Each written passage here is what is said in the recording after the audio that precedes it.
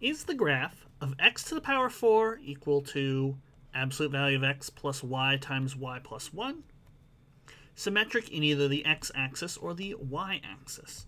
So to check if something's symmetric in the x-axis, replace all the y's with minus y's, and then simplify and see, is it actually the exact same equation? Do the same points satisfy it? And to see if something's symmetric in the y-axis, we make the same sort of switch, but we change all the x's to minus x's and see if the expression is unaffected. So let's check for symmetry in the x-axis. So take our equation here, and everywhere we see a y, replace it with a minus y.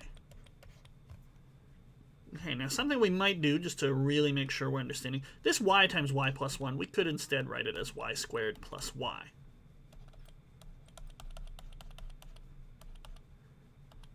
Right? And so sometimes I find it's easier to have everything listed out instead of factoring. So we can distribute the minus y here. Minus y times minus y will give us a y squared, so far we're looking good. But minus y times 1 will give us a minus y, and we need a plus y. So no, the curve is not going to be symmetric in the x-axis, but that's okay. What about the y-axis? Well, again, take the equation, but replace all the x's with minus x's. Minus absolute, let's make sure that minus sign can actually be read there.